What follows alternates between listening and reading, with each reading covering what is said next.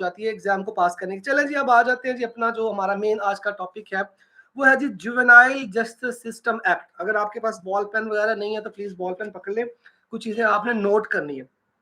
अच्छा, सबसे पहले तो हम देखते हैं कि वर्ड है जुवेनाइल, और जुवेनाइल जो है वो एक लैटिन वर्ड है जुवेनिलिस, यहां से निकला है जुवेनिलिस। अब जुवेनिलिस का मीनिंग क्या है? रिलेटेड टू दी चिल्ड्रन, ठीक है, यानी ऐसी चीज जो कि चिल्ड्रन से रिलेटेड होती है या जो चाइल्डहुड से रिलेटेड होती है, उसको हम जुवेनिलिस कहते हैं। अब थोड़ा सा मैं आपको इसकी हिस्ट्री बताता हूं। पहले हम जरा देखते हैं कि चाइल्डहुड है क्या, जुवेनाइल कौन होता है, किस एज ग्रुप को हम जुवेनाइल कहेंगे, और कौन से जो ऐसे बच्चे होंगे कि जो इस कैटेगरी में नहीं फॉल करेंगे, या जो जुवेनाइल नहीं होंगे, या जिनको हम चिल्ड्रन नहीं कहेंगे। हम थोड़ा सा पहले इसको देख लेते हैं। पहले आज मैं आपको थोड़ा सा इसके बारे में बता दूं कि चाइल्डहुड का या जो एक बचपन का जो हम कहते हैं उसका कॉन्सेप्ट क्या है। देखिए, इसमें बहुत सारे लोगों की डिफरेंट किस्म की थ्योरीज हैं। मैं कुछ आप लोगों के साथ डिस्कस करूंगा ताकि आपके एक माइंड में जो एक बच्चों के हवाले से लॉ है ना, ये आपको काम आएगा गार्डियन एंड वार्ड एक्ट में भी और इसमें भी। फिलिप्स एरिस एक सोशियोलॉजिस्ट था जी। देखिए, पहले सोशियोलॉजी आपको नहीं पढ़ाई जाती थी, लेकिन अब कंपलसरी हो गई है। मैं उस वक्त भी स्टूडेंट्स को कहता था कि सोशियोलॉजी लाजमी पढ़ो अगर आपने लॉ को अंडरस्टैंड करना है। फिलिप्स एरिस एक सोशियोलॉजिस्ट है, इसने चाइल्डहुड पे, चिल्ड्रन पे बहुत ज्यादा रिसर्च की, ठीक है। और फिलिप्स एरिस का ये मानना था कि जो प्री इंडस्ट्रियल सोसाइटीज थी ना, उन प्री इंडस्ट्रियल सोसाइटी में चाइल्डहुड नहीं था, ठीक है। किसी भी बच्चे को हम एक स्पेशल स्टेटस नहीं थे देते, जैसे अब हमने बच्चों को स्पेशल स्टेटस दिया ना, पहले ये स्टेटस नहीं था। अच्छा, अब होता ये था कि जो चिल्ड्रन थे ना, they were considered as a fragile creature of God. और ये कौन कह रहा है? फिलिप्स एरिस कह रहा है।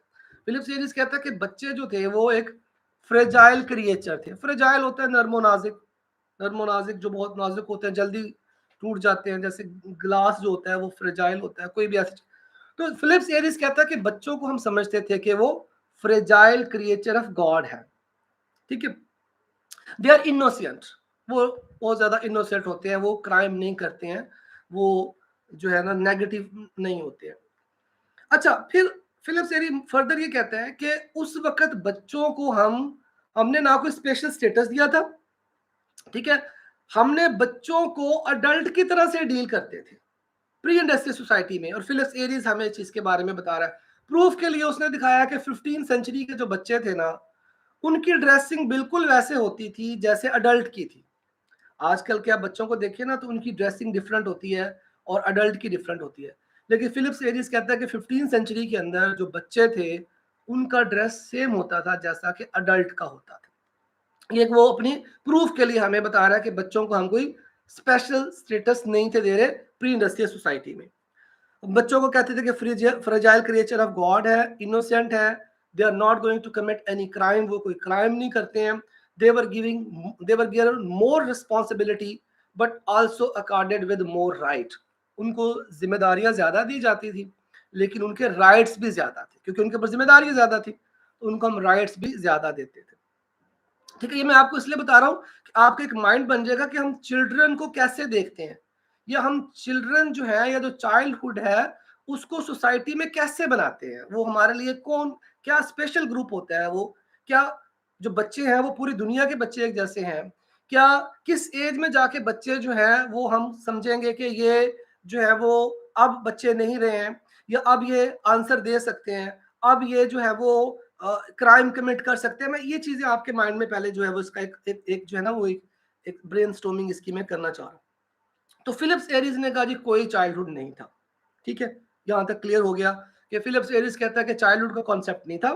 बच्चों को हम समझते थे कि ये मासूम है, ये कोई क्राइम नहीं करेंगे, और हम उनको स्पेशल स्टेटस नहीं थे देते जैसे आजकल हमने स्पेशल स्टेटस दिया ना बच्चों को, वो उस वक्त नहीं था। क्लियर जी। अच्छा, फिर उसके बाद क्या होता है कि दो तीन और सोशियोलॉजिस्ट है, पॉलक है, ठीक है जी, आर्चर्ड है।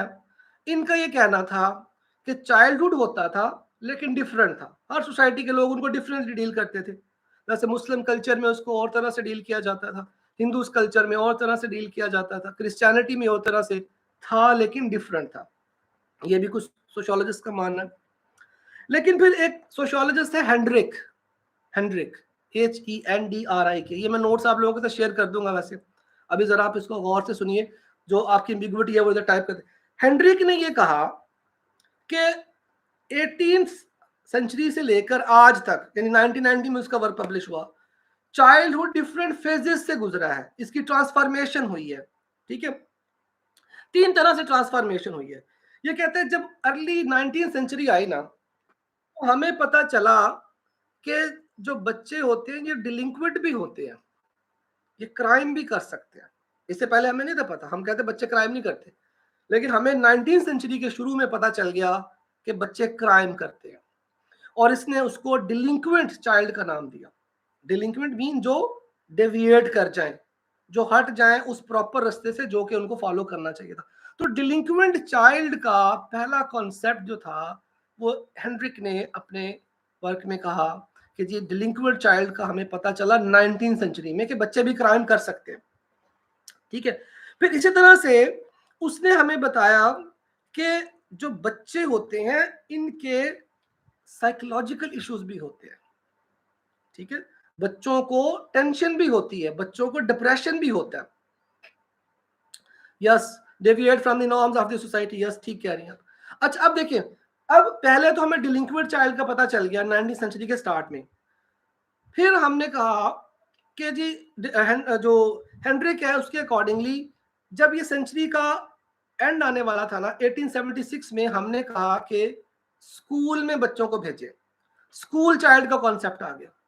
ठीक है, स्कूल चाइल्ड का कंसेप्ट आ जाता है जी आपकी एंड के 19th सेंचुरी के एंड पे, कि there should be some sort of education for the children, और कंपलसरी एजुकेशन हो जाए।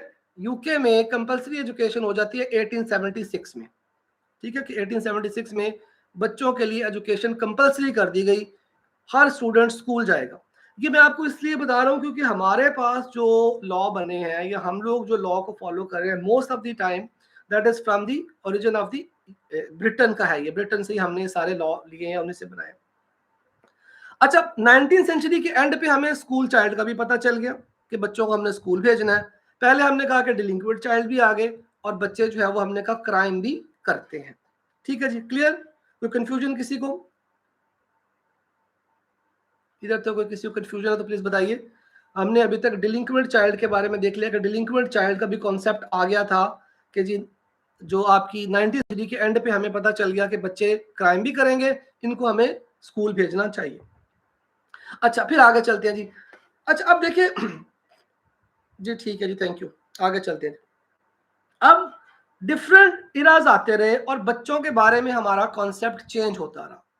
ठीक है, यानी पहले हम कहते कोई चाइल्डहुड नहीं था, फिर हमने कहा था, डिफरेंट था। एक और सोशियोलॉजिस्ट कहते हैं कि हमें पता चल गया कि बच्चों के साइकोलॉजिकल इश्यूज होते हैं। साइकोलॉजिकल इश्यूज का हमें तब पता चला जब साइकोलॉजिकल थ्योरीज का कॉन्सेप्ट आया। आप में से बहुत सारे लोगों को पता होगा साइकोलॉजिकल थ्योरी, जैसे लम्ब्रोसो की है, उसकी बड़ी उसने डिटेल बताई है। कुछ ऐसी चीजें हैं कि जो हम लोगों के जेस्चर से, चेहरे से जो है वो पता चला लेते हैं। एनी हो जी, ये चलता रहा। फिर जो है उसके बाद हॉल एक सोशियोलॉजिस्ट है जी, हॉल। हॉल ने वेलफेयर चाइल्ड का कॉन्सेप्ट दिया। वेलफेयर चाइल्ड, वेलफेयर चाइल्ड का मतलब है कि हमें बच्चों की वेलफेयर के लिए काम करना है। यानी पहले हमने कहा कोई चाइल्ड नहीं है जी, कोई जरूरत नहीं है, चिल्ड्रन है ही नहीं, सारे जो है वो अडल्ट हैं, अडल्ट की तरह से डील करेंगे, कोई जरूरत नहीं है ये। फिर हमने कहा नहीं, हमें पता चला कि ये तो बच्चे क्राइम भी कर सकते हैं, ये इनोसेंट नहीं है, बल्कि दे मे कमिट क्राइम, ये क्राइम कमिट करते हैं और ये डिलिंक्वेंट होते हैं। फिर हमने कहा कि हमें इनकी वेलफेयर करनी चाहिए, वेलफेयर चाइल्ड का कॉन्सेप्ट आ गया। उसके बाद हमने देखा कि जी फिर इसके लिए लेजिस्लेशन होनी चाहिए। जब बच्चे जो हैं वो अगर क्राइम भी कर रहे हैं तो फिर हमें उनको भी लॉ के अंडर लाना चाहिए। ठीक है, अच्छा अब 2-3 और सोशियोलॉजिस्ट के बारे में मैं बता देता हूँ। देखिए टाइम चेंज होता है तो नई नई चीजें आपके सोसाइटी में आती है।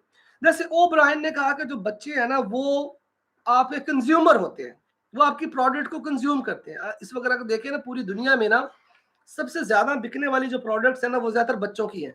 टॉयज हैं, ड्रेस हैं, कपड़े हम बेच रहे हैं बच्चों के। अगर चाइना की मार्केट को देखें वो बहुत ज्यादा उनका टारगेट जो है वो बच्चों से रिलेटेड प्रोडक्ट है, जिससे वो अरबों डॉलर कमा रहे हैं। तो बच्चे कंज्यूमर बन गए। एजुकेशन है, एजुकेशन में हम बच्चों को एज ए कंज्यूमर ही देख रहे हैं ना। जो बच्चे हम स्कूल्स वगैरह उनको अपने कस्टमर ही समझते हैं। तो हमें पता चला कि बच्चे कंज्यूमर हैं जी, और ये चीजों को उसी तरह से कर रहे हैं जैसे अडल्ट कर रहे हैं। तो सोसाइटी ने इनको कंज्यूमर के तौर से देखना शुरू कर दिया। अच्छा, जो फिलिप्स एरिस था, शुरू में वो ये कहता था कि क्योंकि कोई चाइल्डहुड नहीं था और बच्चे जो थे उनको हम अडल्ट की तरह डील कर रहे थे, तो लिहाजा बच्चे भी मिनी अडल्ट थे। ये वर्ड याद रखना आपने कि बच्चे जो थे वो मिनी अडल्ट थे। ठीक है, उनको सारे राइट्स मिल रहे थे जो जो अडल्ट के थे, और उनके रिलेशनशिप भी होते थे अडल्ट के साथ। जैसे अगर आपने वो Old Man and the Sea novel पढ़ा, उसमें आपने देखा है कि एक ओल्ड पर्सन जो है उसका एक फ्रेंड, एक बच्चा था, और वो उस बच्चे की हेल्प से एक बहुत बड़ी मछली पकड़ता है। वो उसी तरह से अगर देखा जाए तो आपको पता चल जाएगा कि जी बच्चों के रिलेशनशिप थे, they were allowed to make friendship with the adult. अब नहीं है, अब हम अलाउ नहीं करते बच्चों को, ये टाइम चेंज हो रहा है, मैं उसके आपको बता। अच्छा, अब देखिए फिर हमने कहा जी कि ओब्रायन ने कहा कि चिल्ड्रन जो है वो कंज्यूमर थे जी। हमने कहा जी बच्चे तो कंज्यूमर है, ये तो प्रोडक्ट कंज्यूम करते हैं। ठीक है जी।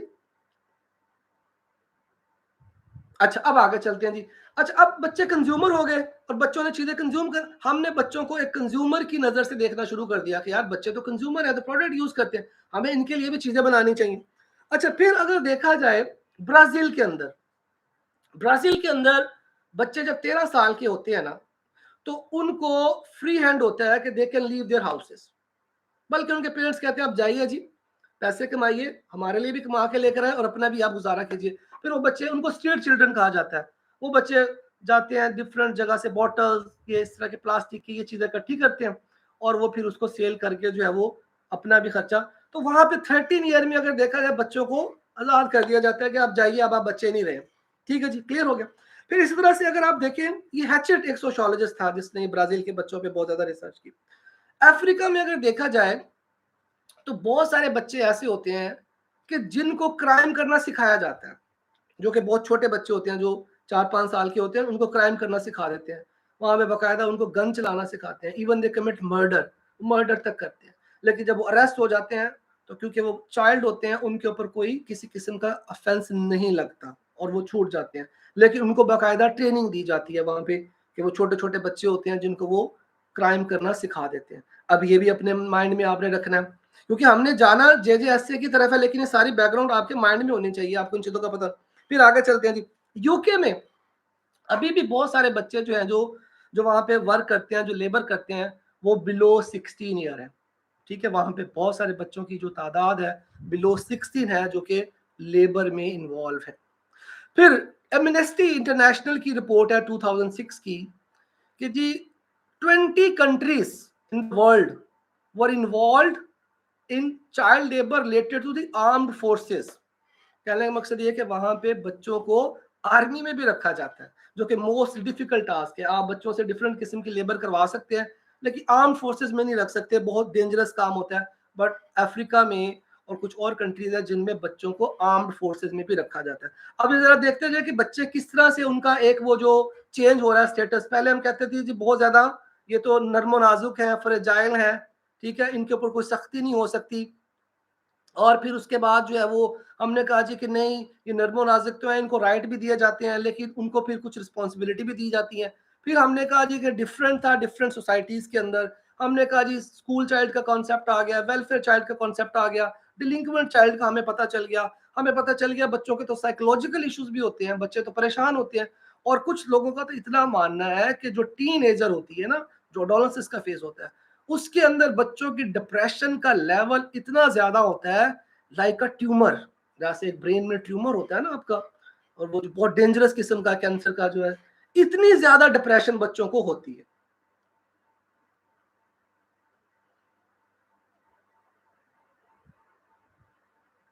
ठीक है, सही कह रहे हैं जी। लेकिन अब हम ये समझ आ गई हमें कि जी जो बच्चे हैं उनको डिप्रेशन होता है, उनको एंग्जाइटी भी होती है, और बहुत ज्यादा हाई लेवल की होती है। आप देखिए बच्चे सुसाइड तक कमिट कर लेते हैं, इट शोज कि वो उनको एंग्जाइटी थी। एनीहो जी, अब मैं आपको डिफरेंट वो कल्चर बताया जा रहा हूँ। मैंने ब्राजील का बता दिया, अफ्रीका का मैंने बताया, मैंने एमनेस्टी इंटरनेशनल का बताया कि एमनेस्टी इंटरनेशनल कहती है कि स्टिल बच्चों को आर्म्ड फोर्सेस में रखा जाता है, जो कि गलत है। इसी तरह से देखा जाए तो हेवुड एक सोशियोलॉजिस्ट था, हेवुड ने हमें ये बात कही थी कि जो इंसान का चाइल्डहुड होता है ना, चाइल्डहुड इंसान का, अगर इंसान की जिंदगी का सबसे यूजलेस पीरियड जो है ना आफ्टर द डेथ, वो चाइल्डहुड होता है। ठीक है, यानी वो कहता था कि जो चाइल्डहुड है दैट इज द, एक आप कह लीजिए कि बिल्कुल यूजलेस होता है, जैसे इंसान मर जाता है ना तो बिल्कुल यूजलेस हो जाता है। वो कहता है अगर इंसान के मरने के बाद कोई चीज अगर है जो यूजलेस है, वो आपका चाइल्डहुड होता है। ठीक है, जिसमें आपकी कोई वैल्यू नहीं होती। अच्छा, फिर इसी तरह से एक और सोशियोलॉजिस्ट पोस्टमैन। पोस्टमैन ने न्यू इरा पे बात की, जो कि ये मॉडर्न इरा है, 21st सेंचुरी है, वो इस पे बात करता है। वो कहता है कि देखिए जो न्यू सेंचुरी आई ना, मॉडर्न वर्ल्ड आई, इस मॉडर्न वर्ल्ड के अंदर बच्चों के पास एक्सेस आ गई अडल्ट प्रोडक्ट की। जैसे इंटरनेट है, इंटरनेट ने जो है वो एक एक किस्म से उन बच्चों को उस वर्ल्ड में ले गई, ये इंटरनेट, जो कि उनकी वर्ल्ड नहीं थी। वो बच्चे जो थे वो एक विर्चुअल वर्ल्ड में चले गए। विर्चुअल होती ख्यालाती, ठीक है, रेप्लिका। वो डोरेमोन के अगर कार्टून आपने देखे हैं, उसमें वो अक्सर विर्चुअल वर्ल्ड में चला जाता है, वो जो नोबिता के कैरेक्टर है, जहाँ पे वो खुद को लाइक समझ रहा होता है, ठीक है ना, और हर चीज उल्टी हो जाती है।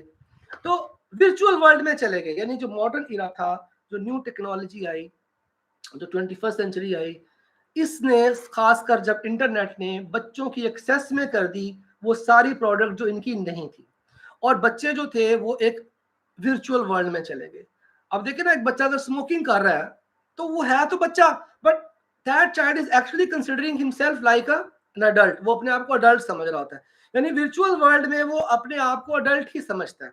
ठीक है, होता वो चाइल्ड है, लेकिन जब वर्चुअल वर्ल्ड में जाता है तो उसको लगता है कि मैं अडल्ट हूं और मैं सारे वो काम कर सकता हूं जो एक अडल्ट के हैं। ठीक है, अब इसका मतलब है कि वो बच्चा जो था अब चाइल्डहुड से निकल के अडल्टहुड में चला गया, उसको वो सारी चीजें मिल रही हैं जो अडल्ट की थी। मोबाइल हमने बच्चों को दे दिया, ये मोबाइल अडल्ट की प्रोडक्ट है, बच्चों की तो नहीं है, लेकिन हम उनको एक्सेस दे रहे हैं। तो अब क्या होता है कि बच्चे के पास वो सारी चीजें आ गई और वो अडल्टहुड में चला गया, और उस अडल्टहुड के अंदर उसके पास वो सारी एक्सेस आ गई जो कि अडल्ट की थी। इसका मतलब है बच्चे तो फिर मिनी अडल्ट हो गए।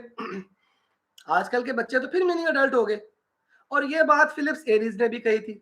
फिलिप्स एरीज ने कहा था जब प्री इंडस्ट्रियल सोसाइटी थी, बच्चों को एक्सेस थी अडल्ट के साथ, एक्सेस तक वो बच्चे जो थे वो अडल्ट के साथ उनका मेल जोल होता था, उनको सब कुछ पता था। आज के दौर में भी यही हो रहा है। इसका मतलब है कि हेमैन का, जो पोस्टमैन का ये जो कहना था कि बच्चे जो है वर्चुअल वर्ल्ड में चले गए, अब वो तो बिल्कुल अडल्ट की तरह हो गए हैं, तो ये भी मिनी अडल्ट है। ठीक है, आजकल के बच्चे भी जो है वो, अगर देखा जाए तो मिनी अडल्ट है। They know each and everything about the adulthood, जो कि उनको नहीं पता होना चाहिए था। अब देखिए ये मैंने सारा क्यों बताया, मैंने आपको शुरू किया फिलिप्स एरी से, शुरू से जब हिस्ट्री शुरू हुई, और हम आगे मॉडर्न इरा तक मुख्तलिफ सोशियोलॉजिस्ट ने मुख्तलिफ चीजें की, मैंने बहुत सारी छोड़ भी दी हैं इसमें, और बहुत सारे कॉन्सेप्ट थे जो मैं यहाँ पे इतने कम टाइम में नहीं बता सकता, बड़ा डिटेल था ये, लेकिन मैंने कोशिश की कि मैं आपको बताऊं किस तरह से मुख्तलिफ इरा में मुख्तलिफ टाइम में हम बच्चों को डिफरेंटली देख रहे हैं। ठीक है, कभी हम बच्चों को देख रहे हैं जी कि ऑब्जेक्ट ऑफ कंसर्न है, फ्योंडा कहता है जी ऑब्जेक्ट ऑफ कंसर्न है, दे रिक्वायर्ड अडल्ट प्रोटेक्शन, इनको प्रोटेक्शन चाहिए होती है। प्रोटेक्शन दो तरह से, एक तो प्रोटेक्शन बाय अडल्ट, ठीक है, कि अडल्ट उनको बचा के रखें कि वो कोई अपने आप को नुकसान ना पहुंचा ले। बच्चे हैं, उनको एक चीज का नहीं पता, जैसे एक जगह पे पानी है या कोई ऐसी चीज है, बच्चे उधर जाके अपने आप को नुकसान पहुंचा लेंगे, अडल्ट की जिम्मेदारी है कि उनको बचाएं। They require adult protection. दूसरी, प्रोटेक्शन फ्रॉम अडल्ट, कि कोई अडल्ट भी उनको नुकसान ना पहुंचा दे। जैसे बच्चे को कोई जो इसे ज्यादती है या उसके ऊपर फिजिकल वायलेंस है, ये अडल्ट उनको नुकसान ना पहुंचाए। यानी पहले अडल्ट उनकी हिफाजत करेंगे कि वो खुद को कोई नुकसान ना पहुंचा ले, दूसरा अडल्ट को बच्चों को नुकसान ना पहुंचा दे। तो फ्यूंडा का मानना था कि children are object of concern. ठीक है, फिर वो और भी ये कहते थे कि yes protection bye adult and protection from the adult, बिल्कुल ठीक है जी। अच्छा, अब इसी तरह से फ्योंडा एक और भी कहता है कि वो कहता है कि जी बच्चे जो होते हैं they are autonomous possessor of right, इनके कुछ राइट हैं जो इनको मिलने ही मिलने हैं। ठीक है, क्योंकि वो बच्चे हैं, जैसे right of food, right of shelter, right of cloth, right of education, right to play, बच्चों के लिए खेलने के लिए ग्राउंड हो। आप देखेंगे न्यूजीलैंड, अगर पूरा लाहौर बना लिया जाए तो न्यूजीलैंड इतना है, लेकिन न्यूजीलैंड के अंदर इतने ग्राउंड है कि पूरे पाकिस्तान में भी नहीं है, खेलने की जगह हम छीन ही नहीं सकते। ठीक है। तो अब अगर देखा जाए तो हमने बच्चों को डिफरेंटली देखा, डिफरेंट इरा में हमने देखा कि डिफरेंट तरह से हम बच्चों को कंसिडर कर रहे हैं। कभी हम उनको ऑब्जेक्ट ऑफ कंसर्न कह रहे हैं, कभी हम उनको मिनी अडल्ट कहते हैं, कभी हम उनको कहते हैं कि वो कंज्यूमर है, कभी हम उनको आर्म्ड फोर्सेस में लेके जा रहे हैं कि उनको आर्म्ड फोर्सेस में काम करवाया जा रहा है, कभी वो लेबर कर रहे हैं। यानी इस तरह से देखा जाए तो जो चाइल्डहुड हो गया ये सोशली कंस्ट्रक्ट हो गया। सोसाइटी की मर्जी है, जैसे मर्जी चाइल्डहुड को बना ले, ठीक है। वो चिल्ड्रन को ऑब्जेक्ट ऑफ कंसर्न कह ले, वो बच्चों को जो है वो कंज्यूमर कह लें, वो बच्चों को कहें जी कि हमने इनको आर्म फोर्सेस में रखना है। इट मीन अगर देखा जाए तो चाइल्डहुड सोशली कंस्ट्रक्ट होता है, हमारी सोसाइटी बनाती है। अब यहाँ तक आप लोगों को इस चीज का पता चल जाना चाहिए कि चाइल्डहुड को बेसिकली हमने खुद डिजाइन किया होता है। हमारी सोसाइटी के अंदर जो मेन पॉलिसी मेकर होते हैं, या जो हमारे रिलीजियस स्कॉलर होते हैं, या जो जूरिस्ट होते हैं, या जो सोशोलॉजिस्ट हैं, जो उन लोगों ने इसको अपने तरह से डिफाइन किया होता है। एक तो पॉइंट आप लोगों को अब क्लियर हो जाना चाहिए चाइल्डहुड के बारे में कि चाइल्डहुड या जो जुवेनाइल है, इनका कॉन्सेप्ट हमने अपनी मर्जी से बनाया होता है। हम इनको जैसे भी चाहे वो मोल्ड कर लेते हैं। अगर पूरी दुनिया के अंदर ये एक ही जैसा होता तो पूरी दुनिया में सेम ही रहना था, लेकिन हमने हर सोसाइटी का चेंज कर लिया। अब आगे चलते, अच्छा देखिए हमारी जिंदगी के डिफरेंट फेजेस होते हैं, हमारी लाइफ के डिफरेंट फेजेस हैं। जैसे अगर हम सबसे पहले देखें ना, तो जो फर्स्ट ईयर हमारी जिंदगी का होता है ना, उसमें बच्चे को इन्फेंट कहा जाता है। इन्फेंट इन्फेंट होता है बहुत छोटा बच्चा, दूध पीते बच्चे को इन्फेंट कहते हैं। और ये 1 ईयर तक चलता है। और उस 1 ईयर में उस बच्चे का जो एक बॉन्ड होता है ना, वो सिर्फ अपनी मदर के साथ होता है। और वो बॉन्ड उसका बिफोर द बर्थ बन चुका होता है अपनी मदर के साथ, ठीक है। बच्चे का बॉन्ड अपनी मदर के साथ बिफोर बर्थ बन चुका होता है। यानी अब वो 1 साल तक दुनिया में सिर्फ एक इंसान को जानता है, और वो होता है उसकी मदर। बस वो उसी से कम्युनिकेट करते हैं, उसी को सब कुछ बताता है। और अगर देखा जाए तो अगर वो उसको किसी और अपने करीबी भाई में से, बहन में से, या किसी और रिश्तेदार में से भी उसका कोई बॉन्ड बनता है, उसको भी अपनी मदर ही समझ रहा होता है। ये उसका पहले जिंदगी का 1 साल होता है।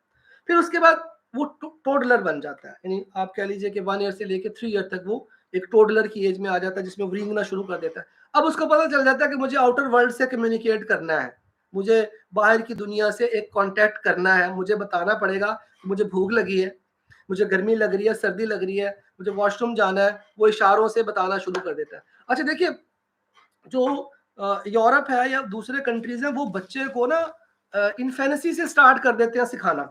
जैसे पाकिस्तान में भी 1-2 स्कूल बने थे जो 6 महीने के बच्चे को जो है वो अपने स्कूल में लेते थे कि आप 6 मंथ के बच्चे को जो है वहाँ पे ले जाएं, आप किसी को गार्डियन को साथ जाना पड़ेगा। अब 6 मंथ में उस बच्चे को सिखाना शुरू कर देते हैं, और उसमें उसको वो स्विमिंग और पता नहीं क्या कुछ चीजें सिखा, और बच्चे सीख जाते हैं बच्चे। अच्छा जी, अब टोडलर की एज आ गई।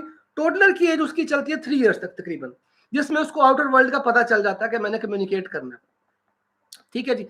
फिर उसके बाद टोडलर के बाद उसका चाइल्डहुड शुरू हो जाता है, जो 6 ईयर तक रहता है। 6 ईयर तक उसे जिंदगी के तमाम चीजों का पता चल जाता है। अगर ये मैं कहूँ ना कि 6 ईयर के अंदर एक बच्चे की कंप्लीट पर्सनैलिटी बन जाती है।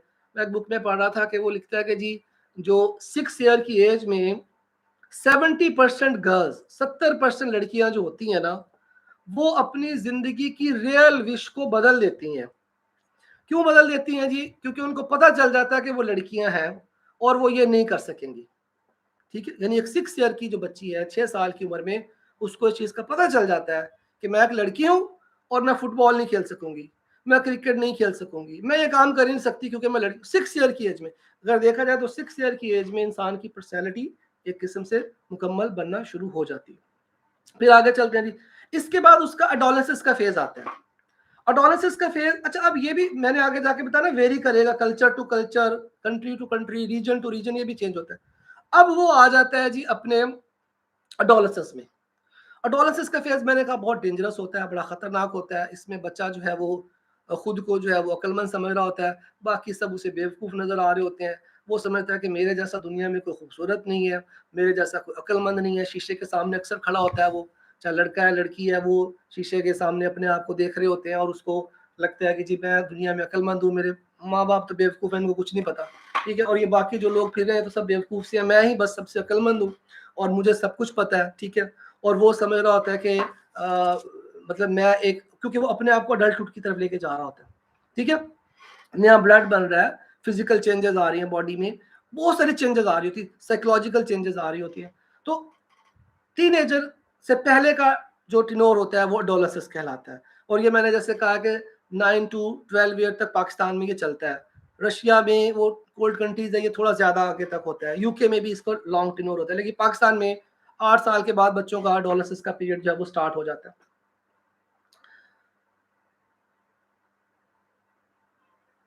जी मैं वो उसका भी बताऊंगा आगे जाके, अभी मैं इस्लामिक पॉइंट ऑफ व्यू से भी मैं बात करता हूँ। जी बिल्कुल, ठीक है। अच्छा अब देखें, मतलब उसको लगता है खूबसूरती वाली बात, ये एक्चुअली उस एज में लगता है, उस एज में हर इंसान को लगता है कि मैं दुनिया का सबसे खूबसूरत इंसान हूँ, बाकी तो बेवकूफ से लोग हैं, बाकी को क्या पता। ये एडोलेसेंस का फेज होता है, जैसे आप लोग देखें ना, जब आप मैट्रिक में थे, ग्रेड 9 10 में, तब ये फेज था, या जो लोग ओ लेवल कर रहे हैं इनको ग्रेड 11 में या 10 में आते हैं, तब जब उनको टीचर भी बुरे लगते हैं, उनको लगता है टीचरों को कुछ नहीं आता, हमें सब कुछ आता है, ये क्या पढ़ा रहा है टीचर हमें, इससे ज्यादा तो हमें पता है। एनी हो जी, फिर उसके बाद आपने, इसके बाद आप चलते हैं जी उससे अगले फेज में, जो कि टीनेजर का होता है। अच्छा टीनेजर में अभी आपने अडल्टहुड पे आप पहुंचे नहीं होते, लेकिन आपको, आप अडल्टहुड के करीब आ जाते हैं, यानी कि टीनेजर में जब पहुंच जाते हैं तो आपको और ये फेज होता है जब हमें स्टूडेंट्स को उनका करियर बनाना होता है, लाइक उनकी एफएससी होती है, या उन्होंने जो है वो एक किस्म से उन्होंने यहाँ से फ्लाई करना होता है। लेकिन यहाँ पे आके अब असल प्रॉब्लम स्टार्ट होती है, ये मैं आपको बता रहा हूँ कि टीनेजर एक ऐसा पीरियड होता है जिसमें बच्चे क्राइम की तरफ जाते हैं। ठीक है, एडोलेसेंस तक बच्चों का क्राइम का रेशो नहीं होता, वहां तक बच्चा नेगेटिव नहीं सोच रहा होता, लेकिन यहाँ से शुरू हो जाता है जी एक्चुअल जो क्राइम का जो पीरियड है उसका, वो टीनेजर से स्टार्ट होता है, जिसको हम 16 to 18 मोस्टली कंसिडर करते हैं। पहला जो मैंने कहा था वो हमारा 10 to 14 होता है, ठीक है, फिर 14 to 16 और 16 to 18। अब जो है उसका जो फेज आ जाता है ना 18 का, वो फेज उसको सॉरी जो टीनेजर का, ये उसको क्राइम की तरफ लेके जाता है, इसमें वो क्राइम करता है, और फिर उसका अडल्टहुड शुरू हो जाता है। अडल्टहुड के बाद आपका मिडिल एज आ जाती है जो 40 में होती है, फिर उसके बाद जो है आप एल्डरली में चले जाते हैं, फिर आप एक्सट्रीम ओल्ड हो जाते हैं, यानी जो ओल्ड एज है वो रिटायरमेंट की एज के बाद कंसिडर किया जाता है, जो कि गलत है मेरे ख्याल से। 60 ईयर की एज जो है वो ओल्ड एज नहीं है, इसको आने वाले दिनों में देखिएगा कि 20 25 साल के बाद ये 70 to 80 ईयर पे चली जाएगी, क्योंकि ह्यूमन स्पेसी जो है, एक इंसान जो है नॉर्मल सर्कमस्टेंसेस में अगर उसकी खुराक अच्छी है, उसका एनवायरनमेंट अच्छा है, सैनिटेशन की कंडीशन अच्छी है, 120 ईयर्स तक वो जिंदा रह सकता है। ये जो हमारे सेल्स हैं ये 120 साल तक रह सकते हैं अगर इनको डाइट अच्छी मिले। मैं रिलीजियस पॉइंट व्यू से हट के बात कर रहा हूँ, साइंटिफिकली बात कर रहा हूँ, 120 साल तक इंसान जो है वो जिंदा रह सकता है। ठीक है, अच्छा अब ये, अच्छा और फिर जब एक्सट्रीम ओल्ड एज उसकी होती है तो वो फिर उसी फेज में चला जाता है जब वो पैदा हुआ था। इन्फेंट जैसे डिपेंडेंट होता है ना, इन्फेंट भी लोगों पे डिपेंड कर रहा होता है, सेम केस में जो एक्सट्रीम ओल्ड पीपल होते हैं वो भी लोगों पे डिपेंड कर रहे होते हैं, और फिर उसके बाद डेथ। ये एक लाइफ का पूरा साइकिल जो है मैंने आपको बताया। अच्छा अब इस लाइफ के पूरे साइकिल में हमने जो यहाँ पे क्राइम के बारे में बात करनी है, वो हमने देखने पहले 16 से 18 साल। ठीक है, कि जो पहले 16 से 18 साल है उसमें जो बच्चा एक क्राइम कमिट करता है, या क्या उसमें वो क्राइम कमिट भी करता है कि नहीं, हमने उस पर बात करनी है। ठीक है, आई थिंक मैंने आप लोगों को चाइल्डहुड के बारे में, ये बड़े लंबे टॉपिक थे जो मैंने बड़े शॉर्ट करके आपको बताने की कोशिश की है, कि आपको एक चिल्ड्रन के बारे में, चाइल्ड के बारे में एक आइडिया हो जाए कि किस तरह से जो है वो चिल्ड्रन की एक पूरा एक एज ग्रुप बनता है, और किस तरह से सोसाइटी में उनको देखा जाता है। अच्छा टीनेजर जो होते हैं, मैंने डॉलर्स का तो बता दिया कि वो टीनेजर जो होते हैं ये समझे जाते हैं ट्रबल मेकर है। ठीक है, टीनेजर्स के ऊपर बड़ा प्रेशर होता है बेचारों के ऊपर। ठीक है ना, टीनेजर्स को पेरेंट्स डांटते हैं बहुत ज्यादा, वो खुद को अक्लमंद समझ रहा होता है, पेरेंट्स उसको बेवकूफ समझ रहे होते हैं। ठीक है, और उस एज के अंदर, टीनेजर के एज में वो बड़ा यूजलेस सा हो जाता है, उसको घर वाले अच्छा नहीं समझ रहे होते। ठीक है, वही अम्मा हजूर जो उसको पहले हाथ से खाना खिलाती थी अब डांटती है। ठीक है, उसके दोस्त जो उससे मजीद चीजें रिक्वायर्ड करते हैं, उसकी सोशल कैपिटल बढ़ जाता है, उसके एक्सपेंसेस बढ़ जाते हैं। ठीक है, और बहुत सारी एक्टिविटीज आ जाती हैं, जैसे मैंने कहा कि उसको एक अडल्ट हुड के अंदर एंट्री करनी होती है, उसको वहां पे अब मजीद चीजें नजर आती हैं कि मैंने ये भी करना है, मैंने वो भी करना है, यहाँ पे उसके ऊपर प्रेशर बिल्ड होता है। अब जरा इस चीज को समझना है आपने, ठीक है ना, कि क्राइम एक्चुअली, कोई भी इंसान माँ के पेट से क्रिमिनल पैदा नहीं होता है, ये याद रखना। ये सोसाइटी के जो सिस्टम होते हैं या जो सोसाइटी होती है, ये वो उसको इसकी तरफ लेकर आते हैं, उनके सर्कमस्टेंसेस होते हैं। देखिए एक इनेट एबिलिटी होती है, जैसे मैंने आपको लेम्ब्रोसो का बताया कि कुछ लोग क्रिमिनल ही होते हैं, वो बाय बर्थ उनको सिखा दिया जाता है, उनके बचपन में उनको क्राइम करना सिखा दिया जाते हैं। लेकिन कुछ बच्चे बचपन से क्राइम नहीं सीखते हैं, वो जब टीनेजर में आते हैं या एडोलेसेंस के फेज में आते हैं फिर क्राइम सीखते हैं, ठीक है। जब वो पहले वो लॉ ब्रेक करते हैं स्कूल के अंदर, फिर वो ग्रेजुअली जब आ जाते हैं एजुकेशन में या वो छोड़ देते हैं, फिर वो क्राइम की तरफ जाते हैं। तो इधर तक कोई कंफ्यूजन, कोई आपके माइंड में कोई चीज है पूछने वाली तो मुझे बताइए। मैंने अभी तक आपको सिर्फ और सिर्फ चिल्ड्रन के बारे में, चाइल्ड के बारे में बताने की कोशिश की है जी, कि चाइल्ड को हम किस तरह से देखते हैं, जुवेनाइल को हम किस तरह से देखते हैं, मैंने अभी तक आपको ये बताया जी। कोई क्वेश्चन आपके माइंड में है तो प्लीज बताइए। डायनासोर के बेबी को भी जुवेनाइल कहते हैं और उसको कंट्रोल करना बड़ा मुश्किल होता है, ठीक है, इसीलिए इंसान के बेबी को भी जुवेनाइल कहा जाता है। इसको भी कंट्रोल करना बहुत मुश्किल काम है, ठीक है ना। इंसान के बच्चे से तो जिन्नात भी पनाह मांगते हैं, जितने बच्चे शरारती होते हैं। ओके जी, क्लियर हो गया जी। अच्छा, यहां तक हम लोगों ने डिस्कशन कर ली अबाउट दी। अब देखिए ये चीजें जो मैंने आपको बताई है, ये जब हम इसको पढ़ेंगे ना, हम इनके एक्ट को, तो फिर आपको ये चीजें आपके काम आएंगी कि आपको पता होगा कि यार ये इस फेज में था। अच्छा अब देखें जी, आगे चलते हैं। अब आगे जी पाकिस्तान की बात करते हैं जी, कि पाकिस्तान के अंदर ये लॉ इसके ऊपर किस तरह से आया है, या पाकिस्तान में ये लॉ कैसे बना। अच्छा देखिए, JJS से 2018 से पहले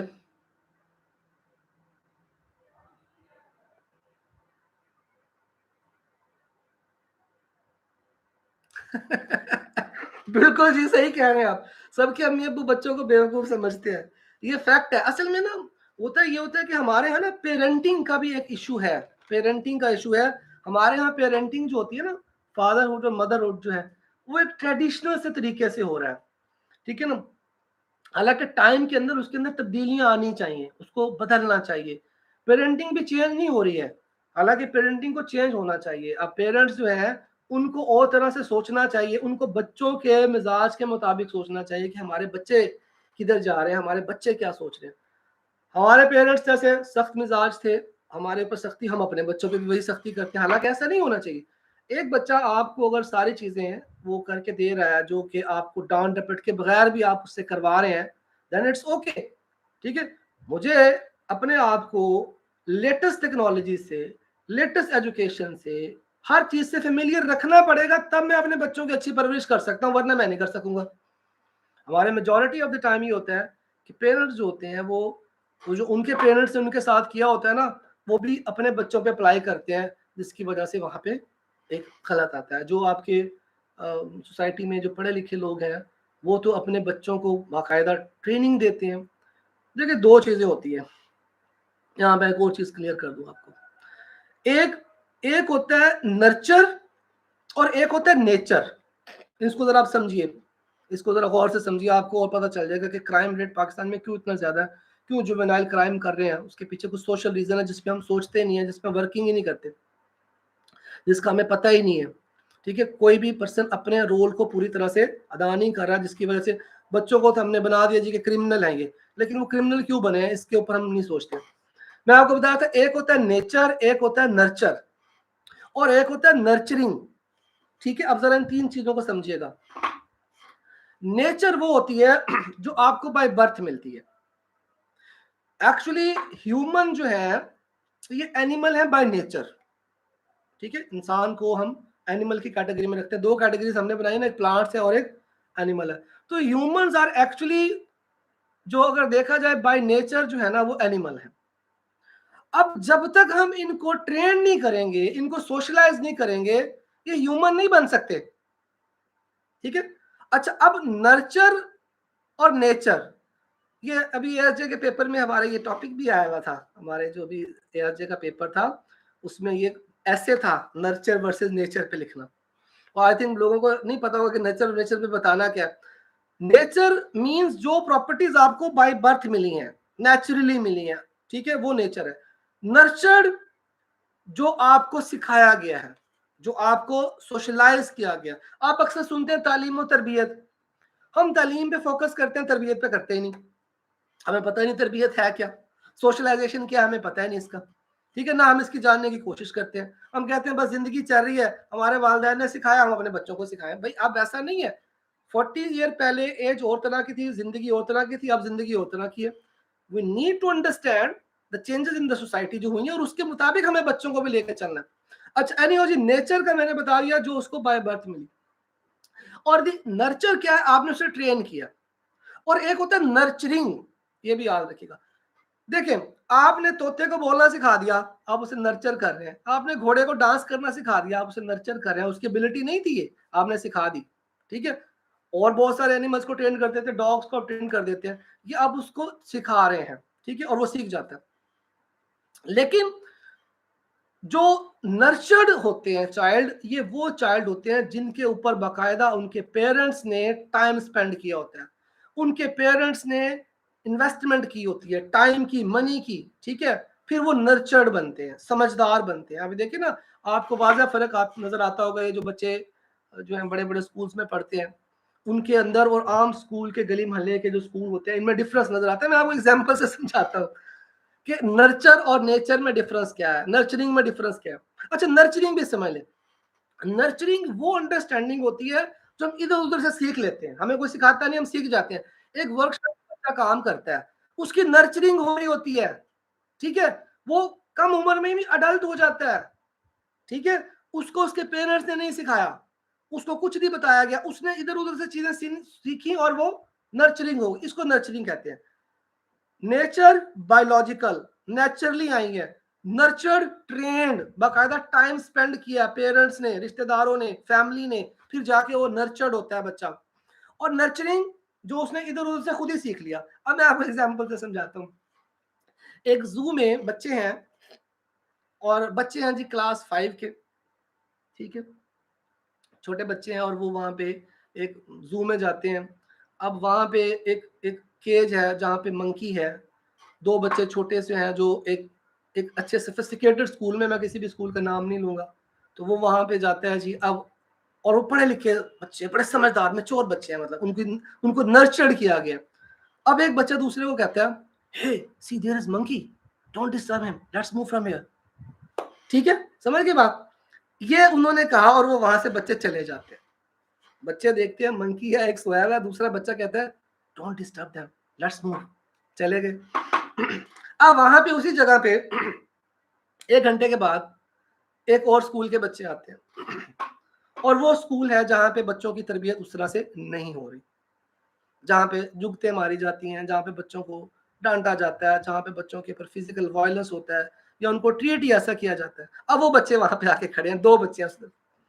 अब उन्होंने भी देखा वही मंकी है, ठीक है, और एक बच्चा जो है दूसरे को कहता है, ओए इधर आ, ओ एक तेरा प्यो सुता पे है, चल वट्टा मारिए। ये डिफरेंस है, ये डिफरेंस है उन दोनों की तरबियत का। उनको नर्चर्ड किया गया था, ये नर्चरिंग से आए हैं। दूसरे बच्चे जो मंकी को ऐसे बुला रहे हैं ना, ऐसे कर रहे हैं, ये नर्चरिंग थी, सिखाया नहीं किसी ने। और पहला था नर्चर्ड, उनको बताया गया था कि आपने एनिमल्स के साथ कैसे डील करना है, किस तरह से देखना है। तो ये नर्चरिंग और नेचर की भी आपको अंडरस्टैंडिंग होनी चाहिए कि जो नर्चर्ड चाइल्ड होते हैं वो उनके क्राइम करने की रेशो या उनकी जो एबिलिटी है वो समझ लीजिए कि कम होती है। आई थिंक इधर तो कोई कंफ्यूजन नहीं है, क्लियर हो गया जी। तो ये मैं बता रहा हूँ कि इस पे ना बहुत लेंथी लेक्चर्स हो सकते हैं, लेकिन क्योंकि हमने इस पे जो है ना, फिर मैं जब मैं आपको गार्डियन एंड वार्ड एक्ट पढ़ाऊंगा ना, फिर मैं आपको कुछ और भी चीजें इसमें बच्चों के बारे में बताऊंगा। अभी हमने असल में अपने मेन टॉपिक की तरफ जाना है जी। हाँ जी ठीक है जी। अच्छा अब देखिए जी, अब आ जाइए जी पाकिस्तान की बात करें कि पाकिस्तान के अंदर जुवेनाइल से रिलेटेड क्या लॉ थे, क्या पाकिस्तान ने कोई लेजिस्लेशन की थी, या पाकिस्तान में बच्चों को, हम देखें पाकिस्तान में तो बेचारे बच्चों की लाइफ बड़ी जो है ना वो हमने इनको बहुत पैम्पर किया होता है पाकिस्तान के अंदर। हम लोग चाइल्ड सेंटर्ड हैं, हम लोग चाइल्ड सेंटर्ड है। एक बच्चा होता है घर में और उसके ऊपर 20 लोग लगे होते हैं उसकी खिदमत करने के लिए। आज से अगर 60-70 साल पहले चले जाए ना,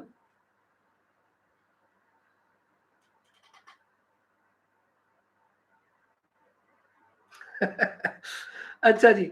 अच्छा, अपना मैं बता रहा था कि आज से अगर 40-50 साल पीछे जाए ना, तो एक फैमिली में 6 से 7 बच्चे होते थे, इससे ज्यादा भी होते थे, और फिर भी उनकी तरबियत हो जाती थी और सारे माशाल्लाह कॉम्पिटेंट और ज़हीन होते थे। आजकल अगर आप देखें तो एक बच्चा होता है फैमिली में और उसके संभालने के लिए 20 लोग होते हैं और वो भी निकम्मा निकल आता है। ठीक है, हम लोग चाइल्ड सेंटर्ड हो गए, हम बच्चों को पैम्पर्ड करते हैं, हम उनकी तरबियत नहीं करते, हम उनको पैम्पर्ड करते हैं। अगर देखा जाए तो हम लोग उनको खुद उस चीज की तरफ लेके जाते हैं कि जो बाद में उनसे क्राइम कमिट करवाएगा, जिससे वो क्राइम करेगा।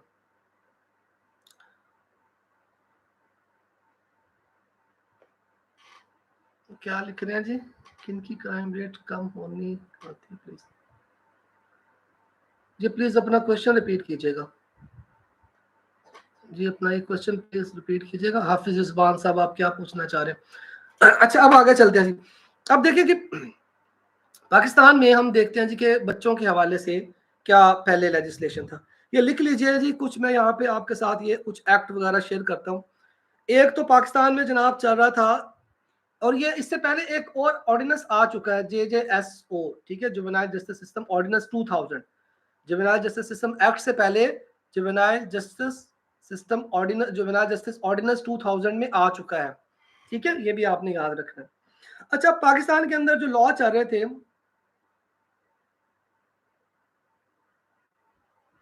अच्छा जी, नर्चर्ड और नर्चरिंग, देखिए जी, जो नर्चर्ड चाइल्ड होते हैं ना, वहां पे डेफिनेटली क्राइम रेट कम होगा। नर्चरिंग में तो हम इधर उधर से सीख जाते हैं ना। आप देखिए बच्चे सिगरेट पीना सीख जाते हैं, आप ऐसे दोस्तों में बैठेंगे जो सिगरेट पीते हैं, आप भी पीना शुरू करेंगे, एक दिन आएगा कि आप सिगरेट पियेंगे। पहली दफा में आप मजाक में पियेंगे कि कोई फर्क नहीं पड़ता, खैर है यार, इससे क्या फर्क पड़ेगा। आपने पहली दफा सिगरेट पी, दूसरी दफा आपका दिल चाहेगा, तीसरी दफा आप रेगुलर हो जाएंगे। आपके दोस्तों में कोई ऐसी एक्टिविटी में इन्वॉल्व है, पहली दफा आप मजाक में करेंगे इंजॉय के लिए, फिर आपकी वो नेचर बन जाएगा। ये नर्चरिंग होता है, इसमें बाकायदा आप इधर उधर से चीजें सीख लेते हैं। ठीक है, इसीलिए हम कहते हैं कि अपने बच्चों के ऊपर तवज्जो रखें, उनकी कंपनी क्या है, वो कहाँ बैठ रहे हैं, कहाँ जा रहे हैं, किससे मिल रहे हैं, आपको इसका पता होना चाहिए। ठीक है, पेरेंट्स को देखिए, आज के दौर में ना पेरेंटिंग बहुत मुश्किल काम है, यकीन करिए बहुत मुश्किल काम है। मेरे 3 बेटे हैं माशाल्लाह से। ठीक है, बड़ा बेटा मेरा A लेवल्स में है, छोटा उससे O लेवल कर रहा है, और सबसे छोटा जो है अभी वो नर्सरी में है। तो अब 3 बेटे हैं ना, तो मैं अक्सर रेफरी बना होता हूँ, मेरे घर में किस्म से रेसलिंग हो रही होती है, और मैं फादर का मैं एक रेफरी ज्यादा लगता हूँ। एक कहेगा बाबा इसकी गलती है, दूसरे की, लेकिन मुझे पता है कि हाउ टू हैंडल दीज, मुझे इनको कैसे मैनेज करना है। ठीक है, क्योंकि इन बच्चों ने कल को एक एक किस्म से इस सोसाइटी के अंदर जाके जो है वो एक एक अच्छा सिटीजन बनना है। दिस इज माय रिस्पॉन्सिबिलिटी, ये मेरी जिम्मेदारी है कि मैं उनको एक अच्छा और प्रॉपर चाइल्डहुड दूं, जिसमें उनकी जो जरूरियात जिंदगी है उनको पूरी की जाए। ठीक है, मैं कोई एक वो जैसे टिपिकल किस्म के हमारे यहाँ होता है जी कि फादर इतना सख्त मिजाज होता है कि बच्चे उससे कोई बात ही नहीं कर सकते, बेचारे बच्चे उसको कुछ बता ही नहीं सकेंगे। अब वो बच्चा फिर क्या करेगा, वो जाके बाहर अपने दोस्तों को बताएगा, वो अपने दोस्तों को बताएगा, और उसके दोस्त उसको नई नई चीजें बताएंगे। भाई मेरे ख्याल से दुनिया में एक बच्चे का जो 18 साल से कम उम्र है, सबसे अच्छा दोस्त उसका फादर होता है। ये मैं आपको अपने प्रैक्टिकल एक्सपीरियंस से बता रहा हूँ। आपका दुनिया में सबसे अच्छा दोस्त आपका फादर है, आपका सबसे पहला दोस्त आपका फादर है। लड़के के लिए, लड़की के लिए दुनिया में उसकी सबसे अच्छी दोस्त उसकी मदर होती है, और कोई उसका दोस्त नहीं है। ठीक है, ये कान खोल के सुन ले सब खवातीन, आपकी जिंदगी में सबसे अच्छी दोस्त आपकी मदर है, उससे अच्छी दोस्त कोई नहीं बन सकती। आप अपनी जिंदगी की हर बात उससे शेयर कर सकते हैं। ऐसे ही एक लड़के का सबसे अच्छा दोस्त उसका फादर होता है। दुनिया में सिर्फ एक फादर होता है जो अपने बेटे की कामयाबी पे खुश होता है। ठीक है, आपका फादर चाहता है कि मेरा बेटा मेरे से आगे जाए, बाकी दुनिया में सब आपसे जेलस होंगे, सब आपसे जेलस होते हैं। ठीक है ना, सिर्फ आपके फादर को खुशी होती है कि मेरा बेटा मुझसे आगे निकले, वरना 99% लोग आपकी जो कामयाबी पे या आपकी सक्सेस के ऊपर जो है ना, और जो उनको जो है वो परेशानी होती है, but your father actually wants कि मेरा बेटा मुझसे भी आगे जाए और तरक्की करे। सो आई सजेस्ट यू कि आप अपने फादर से दोस्ती बनाएं, ठीक है। आप आज उससे दोस्ती रखेंगे ना, तो कल को आपके बच्चे भी आपसे दोस्ती रखेंगे। देखिए, आज का नाफरमान बेटा ना कल का एक परेशान बाप बनेगा, ठीक है। और आज का फर्मा बरदार बेटा कल का एक अच्छा फादर बनेगा, उसके बच्चे भी उसके फर्मा बरदार बनेंगे। एनी और इन चीजों पे फिर किस दिन मैं आपके साथ बताऊंगा। अब हम वापस आ जाते हैं। लिखिए जी लॉज क्या थे जी। सबसे पहला लॉ लिखिए, सिंध चिल्ड्रंस एक्ट 1955। जी लिख लीजिए, सिंध चिल्ड्रंस एक्ट 1955, ये पाकिस्तान में मौजूद था जी। और इसमें जो बच्चे थे उनकी एज 16 ईयर थी। अब जरा लिखते जाइएगा एज भी। हमने ना जो सबसे मोस्ट कंट्रोवर्शियल चीज है ना जेजेएसए में, आप लोगों में से जो लोग चाहते हैं ना कि हमारे केस रिपोर्ट हों, जो लोग चाहते हैं कि अपने केसेस रिपोर्ट करवाएं, मैं उनको एक हिंट दे रहा हूं कि वो जेजेएसओ पे काम करें। इसमें बहुत काम होने वाला है, यकीन करें, इसमें बहुत काम होने वाला है, आपके केस बड़ी जल्दी रिपोर्ट होंगे। एनीहो जी, सिंध चिल्ड्रंस एक्ट 1955, 16 ईयर इसकी एज थी। फिर उसके बाद था जी पंजाब यूथफुल ऑफेंडर्स ऑर्डिनेंस 1983, ये पाकिस्तान में चल रहा था जी। फिर इसी तरह से, अच्छा अब इसके अंदर जो एज थी वो 15 ईयर थी, ठीक है। फिर रिफॉर्मेटरी स्कूल एक्ट था 1897, रिफॉर्मेटरी स्कूल एक्ट, ये लिखते जाइएगा प्लीज, 1897। फिर था Punjab borstal act 1926, Punjab borstal act 1926। फिर एक और एक्ट है the probation of the offenders ordinance 1960, ठीक है। ये सारे लॉ मौजूद थे पाकिस्तान में, जेजेएसओ से पहले की बात कर रहा हूं। ये मैं जेजेएसओ से पहले का बता रहा हूं कि पाकिस्तान के अंदर Sindh children act 1955, Punjab youthful offenders ordinance 1983, फिर रिफॉर्मेटरी स्कूल एक्ट 1897, फिर पंजाब बोस्टल एक्ट 1926 और the probation of offenders ordinance 1960, ये मौजूद थे। अच्छा, इनके साथ और हम क्या यूज करते थे, दोबारा बताऊं? चले मैं दोबारा बता देता हूं। Number 1, Sindh children act 1955। Ahmad type करते जाइए साथ साथ, अगर कुछ लोगों को।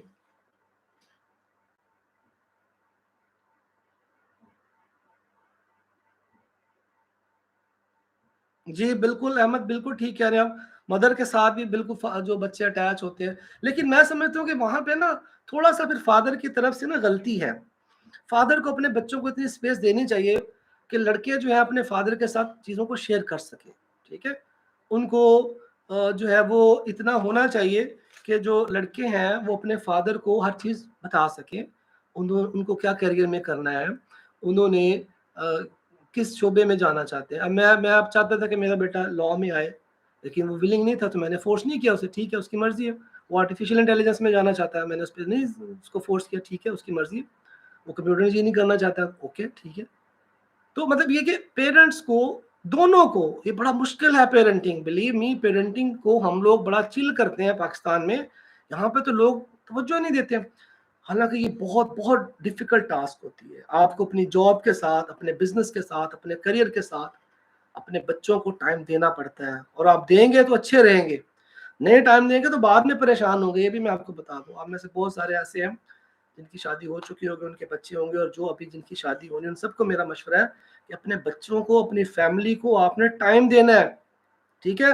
चाहे आप चीफ जस्टिस भी बन जाए, अपनी फैमिली को टाइम जरूर देना है। आपकी फैमिली से कीमती और कोई चीज नहीं है, ध्यान में रखना। ना आपकी जॉब उससे कीमती है, ना आपका बिजनेस उससे कीमती है, ठीक है। और उसमें आपके बच्चे सबसे कीमती होते हैं, उनके ऊपर टाइम, उनकी परवरिश, उस पर आपने टाइम देना है, ठीक है जी। जी जी बिल्कुल ठीक है जी। वो कंप्यूटर इंजीनियर बनना चाहता था, मैंने कहा ठीक है, और मैंने खुद उसे फिर आगे आर्टिफिशियल इंटेलिजेंस का फिर आगे मैंने उसको सजेस्ट किया था। वो कंप्यूटर फील्ड में जाना चाहता है, लेकिन आर्टिफिशियल इंटेलिजेंस जो है वो बड़ा आने वाले दिनों में इसका बड़ा स्कोप होगा। एनी हो जी, आगे वापस आ जाए जी। मैंने आपको अभी तक कुछ एक्ट लिखवाए थे, Sindh children's act 1955, Punjab youthful offenders ordinance 1983, reformatory school act 1897, Punjab borstal act 1926। और इनके साथ साथ कुछ और भी थे जी, जैसे 29B ऑफ सीआरपीसी, ये भी प्लीज लिख लीजिएगा। 29B ऑफ CRPC था, जिसमें मैजिस्ट्रेट की जो है वो क्लास 1 का मैजिस्ट्रेट जो है वो केस सुने। फिर इसी तरह से सेक्शन 399 ऑफ CRPC, इसमें भी एज के बारे में बताया गया। फिर इसी तरह से सेक्शन 497(1) CRPC का, ये भी बेल के मुतालिक बताया गया। तो ये सारे जो रेलिवेंट लॉज थे जो कि पाकिस्तान में मौजूद थे, लेकिन इन पे इतना ज्यादा अमल नहीं था और इनको निगलेक्ट किया जा रहा था। फिर 1974 में फेडरल गवर्नमेंट ने एक नोटिफिकेशन इशू किया कि ये जितने भी लॉज हैं इनको फॉलो करो, आप इनको निगलेक्ट नहीं कर सकते। और फिर इनमें से कुछ पे जो है वो इम्प्लीमेंटेशन भी होना शुरू हो गई। अच्छा, लेकिन एक्चुअली कहाँ से काम शुरू हुआ? यूनाइटेड नेशन का एक कन्वेंशन हुआ 1989 में, ठीक है। ये जो मेन जहां से ये जनरेट हुआ जो लॉज का मैं बता रहा हूँ कि 1989 में हमारे जो है यूनाइटेड नेशन ने एक कन्वेंशन किया। मैंने कहा था ना कि वेलफेयर ऑफ द चाइल्ड का कॉन्सेप्ट आ गया था, ठीक है। वेलफेयर ऑफ द चाइल्ड का कॉन्सेप्ट आ गया था और पूरी दुनिया में फिर इस पे काम होना शुरू हो गया। यूनाइटेड नेशन ने भी इसके लिए फिर एक कन्वेंशन किया जो कि 1989 में वो कन्वेंशन हुआ और उसमें जी वो बेसिकली था convention on the right of the children, ठीक है, ये था। और फिर पाकिस्तान ने भी इस ट्रीटी को साइन किया। पाकिस्तान भी उसका, क्योंकि यूनाइटेड नेशन का मेंबर है बल्कि इन्होंने भी इसको साइन किया। अब उसमें कुछ डिफरेंट आर्टिकल्स थे। अब उनके ऊपर क्योंकि पाकिस्तान ने जो है वो सिग्नेटरी बन गया था, तो पाकिस्तान को उसके लिए लेजिस्लेशन करना थी, ठीक है। पाकिस्तान को अब प्रेशर था कि पाकिस्तान लेजिस्लेशन करे, क्योंकि पाकिस्तान के अंदर उससे पहले चिल्ड्रन को भी जो है ना वो ये जो ट्रेडिशनल कोर्ट्स में डील किया जा रहा था और उनको भी बड़ी सख्त किस्म की सजाएं दी जा रही थी, ठीक है, और उनको फिजिकली पेनल्टी भी दी जा रही थी और इसी तरह से उनको डेथ पेनल्टी भी ग्रांट की जा रही थी। अब जैसे अगर आप लिखना चाहें तो ये केस है जी शेर अली का केस, ठीक है, इसमें बड़ी सख्त पेनल्टी दी गई। और फिर एक मोहम्मद नदीम का केस है, मोहम्मद नदीम, ठीक है। उस केस के अंदर एक माइनर था जिसको 273 ईयर्स की पनिशमेंट दी गई, ठीक है, 273 ईयर की पनिशमेंट उसको दी गई सेशन जज साहब ने। और फिर उसके साथ जो को अक्यूज था उसको 67 ईयर की पनिशमेंट ग्रांट की गई, मोहम्मद नदीम केस जी। ऐसे एक अली शेर का केस भी है, वो लिख लीजिएगा। अब इन केसेस के अंदर बड़ी सख्त सजाएं दी गई। अब क्योंकि ऑलरेडी पाकिस्तान के ऊपर प्रेशर था, ठीक है, कि पाकिस्तान के अंदर जो है वो चिल्ड्रन राइट पे काम नहीं हो रहा, यहाँ पे बच्चों के ऊपर जो है वो बड़ी सख्त सजाएं बच्चों को दी जा रही है। और यूनाइटेड नेशन ने जो है वो इनको जिससे कह ले कुछ एनजीओ भी काम कर रही थी पाकिस्तान में। तो इन सब चीज़ों को मद्देनजर रखते हुए ना फिर क्या होता है जी कि परवेज मुशर्रफ साहब ने पहले एक जो है वो नोटिफिकेशन इशू किया, एक ऑर्डर इशू किया और उसके मुताबिक ये हुआ कि जितने भी डेथ पेनल्टी की पनिशमेंट थी वो सारी रिवर्स हो गई। फिर उसके बाद जो है ये ऑर्डिनेंस आ गया जी 2000 में। ये मैं शेयर कर दूंगा जी, इसकी मैं आपको इसके की पॉइंट्स बता दूंगा, क्योंकि अभी तो बस मैं इसको भी खत्म करने जा रहा हूँ। ये बाकी सारा इंशाल्लाह मैं आपके साथ। तो परवेज मुशर्रफ साहब ने जनाब जो है वो एक ये जो एक नोटिफिकेशन था जो इशू किया और उसने जो जितनी भी पनिशमेंट थी वो सारी की सारी रिवर्स हो गई डेथ पेनल्टी की। और फिर जो हमने एक ऑर्डिनेंस इशू कर दिया JJSO के नाम से 2000 में, जिसको फिर पाकिस्तान में अप्लाई कर दिया गया। और पाकिस्तान में जो कोर्ट्स का सिस्टम था उसके मुताबिक यूथफुल ऑफेंडर के लिए, बच्चों के लिए, जुवेनाइल के लिए अलहदा से कोर्ट बनेगी, उनका अलहदा से ट्रायल होगा। This was actually the first step by the government कि उन्होंने बच्चों के लिए अलहदा जो है वो लेजिस्लेशन कर दी, ठीक है जी, क्लियर। अच्छा, अब ये मैं सारा आपको बता चुका हूँ किस तरह से होते होते पाकिस्तान में यूनाइटेड नेशन के, आपने अक्सर जो है वो लेक्चर सुने होंगे यूट्यूब वगैरह पे, इधर उधर आप देखते हैं, उसमें वो आपको कहते हैं जी दो चीजें लिख देते हैं टॉप पे जी, एक PLD 2015 पेज नंबर 15 और दूसरा यूनाइटेड नेशन कन्वेंशन, और फिर आर्टिकल 3425। होता क्या है वो आपको कुछ नहीं पता। हमने उस चीज को अंडरस्टैंड करना है कि ये क्यों है, किस वजह से लिखा जा रहा है कि जी सबसे पहले हमें कहा जाता है जी PLD 2015 पढ़ ले और फिर लिख दिया जाता है जी यूनाइटेड नेशन। अब वो क्या है, वो चीजें मैंने आपको समझानी है। सो यहाँ पे यूनाइटेड नेशन का जो प्रेशर था उसकी वजह से हमने उसको बना दिया 2000 में, उसको हमने जो है वो यूनाइटेड नेशन को, क्योंकि हमने सिग्नेटरी थे तो हमें उसको उसकी सिग्नेटरी होने की वजह से हमने इस पे जो है वो ऑर्डर इशू कर दिया। अब क्या होता है जी, अब जरा सुनिए, अब ऑर्डर 2000 में आ जाता है, नई कोर्ट्स बन जाती हैं और जो कोर्ट थी उन्होंने अपना जो है काम शुरू कर दिया और जो डिसीजंस थे वो अंडर दिस एक्ट ऑर्डिनेंस होना शुरू हो गए, क्योंकि एक स्पेशल लॉ था। जब स्पेशल लॉ आता है तो वो जनरल लॉ को सुपरसीड कर लेता है। अब जो जनरल लॉ था उसको अप्लाई नहीं किया जा रहा था, बल्कि इस लॉ को जो है वो अप्लाई करना शुरू कर दिया गया और जनाब पूरे पाकिस्तान के अंदर जनाब ये बनना शुरू हो गया। आखिरी पॉइंट जी, आखिरी पॉइंट, फिर इसको खत्म करेंगे बाकी कल। अब क्या होता है जी कि अब ये पाकिस्तान में इंप्लीमेंट तो हो गया, लेकिन फिर एक केस आता है जी, एक केस आता है जी जिसमें एक बच्चे का मर्डर हुआ और जो डिफेंडेंट था, जो अक्यूज था, वो भी माइनर ही था, उसकी भी एज कम थी। ठीक है जी। अब उसका जब डिसीजन आता है ना, तो उसमें उस डिसीजन को उस माइनर के, जिस बच्चे का मर्डर हुआ था, उसके फादर ने उसको चैलेंज किया जी। ठीक है, JJSO 2000 को उस माइनर के बच्चे जो जिसकी डेथ हो गई थी, जो मर्डर जिसका हुआ, उसने इसको चैलेंज किया, जिसका हवाला आपको दिया जाता है 2015 PLT 2015 का। अच्छा, ये हमने सारा डिस्कस करना है जी, ये हम इसकी जजमेंट नेक्स्ट सेशन में मैं आपके साथ वो जजमेंट डिस्कस करूंगा। वो जजमेंट थी जो कि 2005 में आई और उसमें मैंने बैकग्राउंड बताया कि जो माइनर था, जो 8 ईयर का बच्चा था जिसका मर्डर हुआ, और जो जुवेनाइल था जिसने क्राइम कमिट किया, लेकिन उस बच्चे के जो फादर ने इस ऑर्डिनेंस को, JJSO 2000 को, इसको चैलेंज किया और हाई कोर्ट के फुल बेंच ने ये एक डिसीजन दिया 2005 में, और उन्होंने उस डिसीजन में ये जजमेंट दी, फुल कोर्ट का था वो, याद रखिएगा कि जी ये जो JJSO 2000 है ये बेसिकली अनकॉन्स्टिट्यूशनल है, अनरीजनेबल है और इम्प्रैक्टिबल है, इसकी प्रैक्टिस नहीं हो सकती।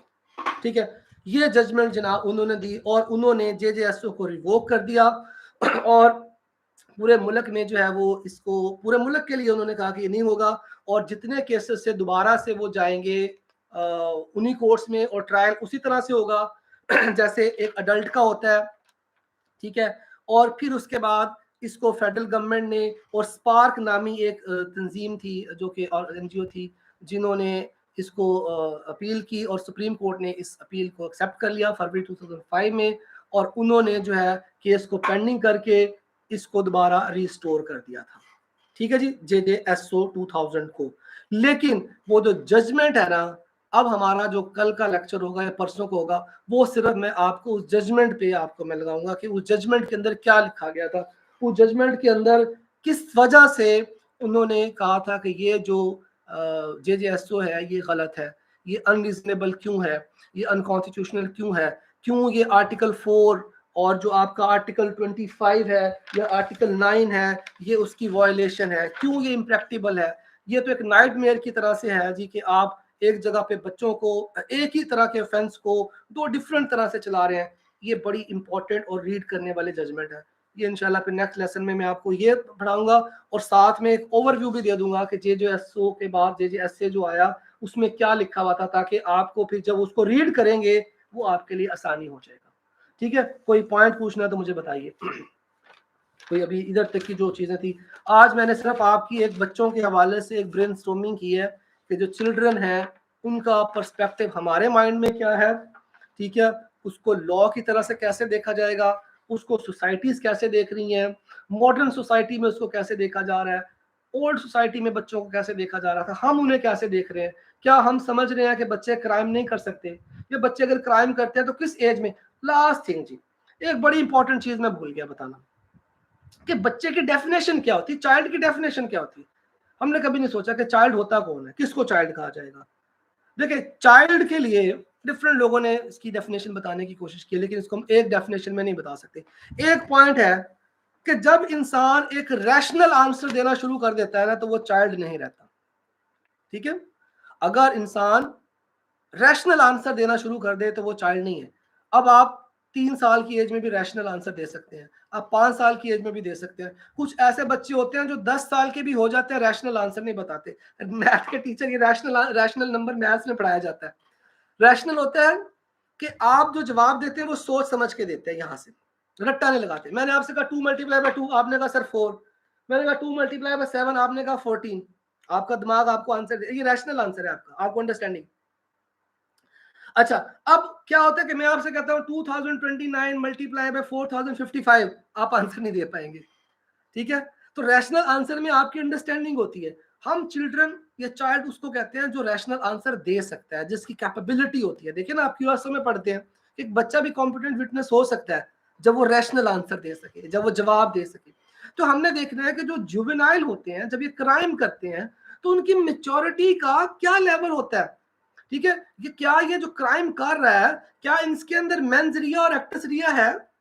क्या वाकई उसने जो क्राइम कमिट किया है उसके पीछे एक मैलिस था, गिल्टी माइंड था?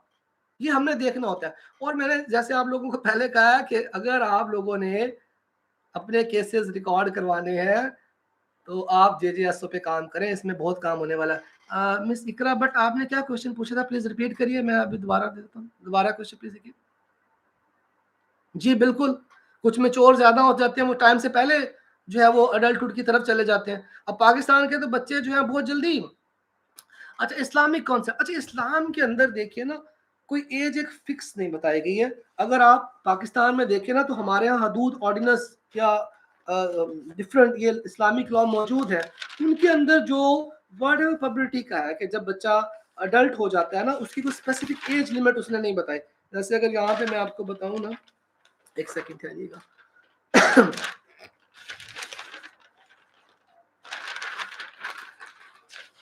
अच्छा, हिंदुइज्म के अंदर भी 16 साल के बच्चे को अडल्ट मान लिया जाता है और उसके ऊपर जो है वो सारे के सारे रूल्स एंड रेगुलेशन जो है वो आ जाते हैं।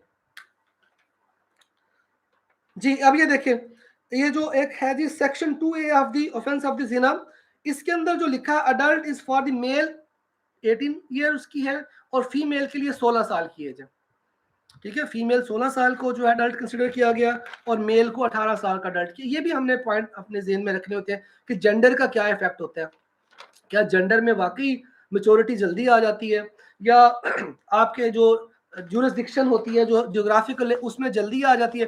अब पहले यूके में 21 ईयर होती थी, याद रखिएगा। तो यूके के अंदर 1857 से पहले तक जो अडल्ट की एज थी वो 21 थी, और वो माइनर का वर्ड यूज करते थे, ठीक है। माइनर, बल्कि इन्फेंट का वर्ड यूज करते थे, माइनर बाद में आया था, इन्फेंट बहुत छोटा बच्चा, फिर बाद में उन्होंने उसको माइनर का वर्ड यूज किया। 21 था, बाद में 18 हुआ, ठीक है जी। ये इंशाल्लाह फिर हम नेक्स्ट क्लास में जो है इसको आगे लेके चलेंगे। इधर तो कोई और क्वेश्चन है तो बताइए जी। अच्छा, ये केसेस के ऊपर अगर आप रिसर्च कर सकते हो तो कीजिए। फिलहाल के लिए एग्जामिनेशन पॉइंट ऑफ व्यू से, जैसे मैंने कहा ना कि मेन की केसेस जो होते हैं ज़रूरी होते हैं, बाकी जो केसेस हैं जो आप कह लीजिए कि रेफरेंस के लिए वो कम ही आते हैं। अब जिन लोगों ने अगर कोई क्वेश्चन नहीं पूछा ना तो प्लीज़ वो लीव कर सकते हैं। somebody want to ask please type कीजिए, अदरवाइज हम इसको ख़त्म करते हैं। अली, आपने ये जो मैंने लेक्चर डिलीवर किया इसके नोट्स कोई बनाए थे? अगर वो कंपाइल कर देंगे तो मुझे शेयर कर दीजिएगा। फिर मैंने जो, जी ठीक है, मैंने वैसे इसको बनाया, लेकिन मैंने कहा ना कि मेरा जब भी लेक्चर होता है ना तो मैं उसी दिन के नोट्स बनाता हूँ। देखिए अब सारे मैंने रफ से बनाए हुए हैं, अभी मुझे सारे जो है ना इनको रीअरेंज करना पड़ेगा। मैं आपको भी ये चीज़ कह रहा था कि अपने खुद के नोट्स बनाया करें। नोट्स के बगैर आप दूसरों के नोट्स लेंगे तो आपको वो उसकी आदत पड़ जाएगी। आप खुद बनाया करें, खुद लिखा करें। ओके जी, थैंक यू जी, शुक्रिया उस्मान, अंजुम साहब शुक्रिया, अल्लाह हाफिज़।